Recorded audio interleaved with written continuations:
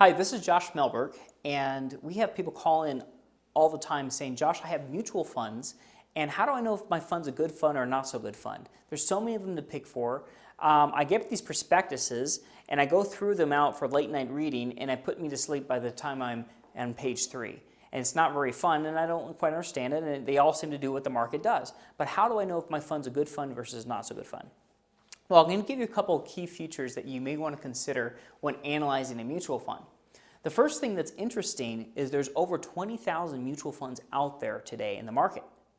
And out of 20,000, that's so many to choose from. 80% of them, approximately 80% of them, underperform the S&P 500 or the Dow Jones, or the market that they're indexed to.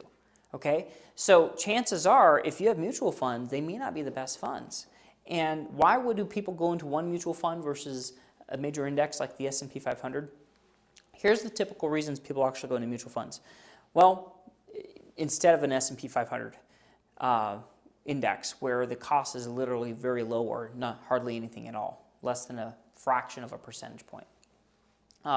One reason is because they're typically trying to beat the index they're measured against, meaning if you wanted to go into a mutual fund, you're trying to beat the Dow Jones or the S&P 500.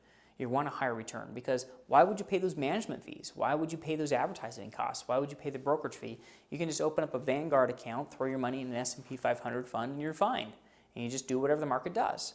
So a lot of people put their money in mutual funds because they're trying to outpace what the major index it's measured against.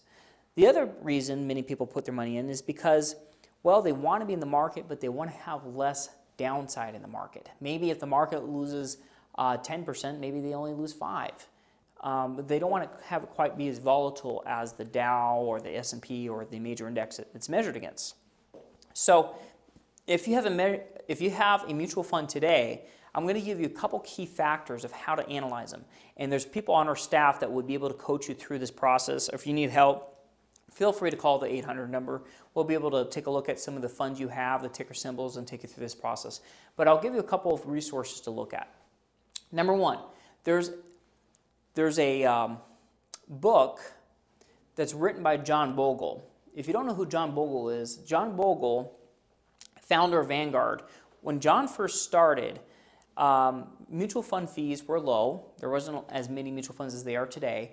And the mutual funds were very, very low cost. And he came out with a study where they took like the years from 1993 or 1987 to 2001, and they took that period of time where they had an average return just over 14% for the S&P 500.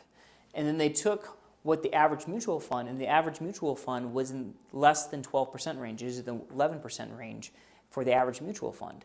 And what they were saying is that most mutual funds not only underperform, but because the returns are low, but when you add in the fees on top of that, the average investor made less than 5% during that period of time because the fees were eating it away. So one of the things you want to think about is what is the fees and what are the costs within those accounts. And let's take an example of that. There is a rating service called Morningstar. Morningstar is a third-party company, and they rate almost every fund out there today. And it's a good judge of character of, is your fund good and how does it compare to other funds out there? Now, Morningstar is going to have a rating between 1 star as high as 5 stars. It's kind of like a hotel, or better yet, it's more like a report card. The 5 stars means it's the highest rating you can possibly get. A 1 star is the lowest rating you can possibly get. So if you have a 5-star rating, what they do is compare to all the other funds that are in that category. It means it's at the top of it's at the top performance compared to other funds in that category. So just a general rule of thumb when you're looking at a mutual fund is you want to know what the rating is. And a lot of times advisors will suggest to you a fund, and when you first receive the fund, maybe it was a great fund, it was a great pick. But a lot of times if the fund manager doesn't perform for a period of time, he doesn't do so well, they will knock down stars, and a lot of times people start exiting out of the fund, which can cause the fund to go down even more. So you're going to want to make sure you only have the best. I recommend have between 4 and 5 stars. Okay, 4 to 5 stars is the recommendation. Anything less than that means typically you're underperforming or you're average than the average mutual fund. Okay, so that's number one. Does your fund have 4 to 5 stars as a minimum? If it doesn't, you may want to reconsider. Number two, there's going to be an average rate of return.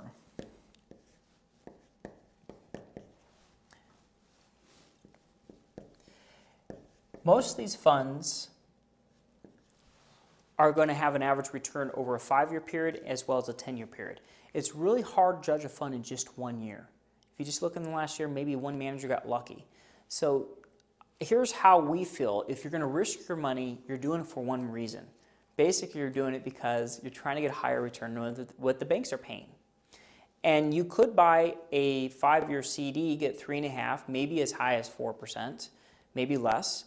And the idea is if you're going to risk your money over a 5-year period of time, you want to at least beat what the banks are paying. Even if the market's gone down and been stuck in the muck, you want to find a fund that's at least beating what the banks are paying. So I like to say over a 5-year period of time, we like to see at least 5% plus. Otherwise, it's not worth risking it. You might as well just buy a 5-year bond and get 6% on your money. That's investment grade. Okay? Or just put your money in a CD at 3.5% or 4% for 5 years. Okay. Over a 10-year period of time, you know, it's nice to see closer to 6 to 7 if you can. There are funds that will do that. So one of the things you want to look at is what's the average 5-year return on your money. Otherwise, it's not worth taking the risk and the fees and all those potentially lose your money. Number three, the next part you're going to want to look at when you're looking at these funds is how long has management in place. There is a fund that many people are familiar with called the Fidelity Magellan Fund. Fidelity Magellan Fund used to be a fund that management ran that fund for year after year after year, and it outpaced the S&P 500. Is absolutely phenomenal. And people still remember that today, and people still own that fund today because of what it did in the past. But when the main manager left that was outperforming it, Peter Lynch, when Peter Lynch left, the new manager that took over did not have the same gifts as Peter. And when the new management took over, the fund did not do well, and it's been stuck in the muck. And it used to be a 5-star, and I believe today it's around 2 to 3. It's not near what it used to be before. But a lot of people stay in that fund because when they were there at the time, they remember what it did in the past, but it's not the same fund as it is today. So Forbes magazine says buy the manager, not the fund, but buy the manager. So if you have a fund that performed well in the past, look who that manager is. And if he's been replaced, research that new manager. And this manager, if he's getting ready to leave, see who the new manager is going to be. Because at the end of the day, it could be taking more risk. It may not be the same fund. Same name of the company, but maybe not be the same fund. Okay. So we like to see management be there more than 5 years. Because anything less than 5 years, it's really hard to judge how they're going to perform. That's the next thing. Now, a lot of people are really concerned about not taking too much risk in the market. Did you know that some mutual funds have much higher risk than others? Okay. In other words, why is it that maybe the Dow Jones goes down by 10% and you look at your fund and it's down by 15%? The way you can judge how risky your fund is a term called beta. Beta can be very important because if you have a beta of 1, if the market loses 10%, typically your fund will lose 10%. If you have a beta of 1.5 on your fund, if the market loses 10%, you can lose 15%. The closer you get to retirement, most people want a beta less than 1, especially if they don't want to lose the money, if they're more conservative. Meaning that if you have a beta of 0.5, if the market loses 10%, you lose 5. It's okay to have a beta less than 1, but the older you are, it may not be healthy to be more risky than the market. It seems to be kind of crazy at this period of time. Okay, so 5 to 4 stars, management more than 5 years, 5-year average return, and a beta less than 1 is a good criteria to take a look at. Now, the third thing that you want to look at is what are the fees on those mutual funds. And this is so important because many mutual funds can have 5 different types of fees they can put on your account. Many of you have heard different types of shares. Maybe many of you have heard, my fund has an A share, another fund has a B share, another fund has a C share, and then other funds will have F shares. Okay? Now, what's the difference between A, B, C, D, and there's other shares that they can have? Well, you can actually have a fund, and that fund is the same fund, but they're charged different amount of fees or in different ways. An A share typically means front-end load. Front-end load can be very expensive. That's where they can charge 3 to 6% right off the top. You put $100,000 in the account and it has a 5% fee. You only have $95,000 working for you immediately. Okay? Well, that can be a very expensive route to go. A B share stands in for back-end load. Back-end load means they're going to charge you an extra fee along the way. If when you sell that fund, they can charge you a big 5% fee when you sell it, if you sell it within a period of time. A C share typically means a trail. A trail means they might charge 1% per year ongoing trail. Now, keep in mind, you don't see this. It comes out of the fund. Okay? And then F shares, generally speaking, is no load. No load typically means it's not a front-end charge, it's not a back-end charge, it's not a trailing, but these are all the same. It's the same management running this fund, but whoever the advisor or the institution that set this up may set this up as an A, B, or C, or F. If you can do this, it's always better to choose no load if you can do this. This is so important. The advisor of the firm may not want you to, but it's very important to take the lowest fees as possible. Now, there is ways to find out what the fees of your what your mutual fund is.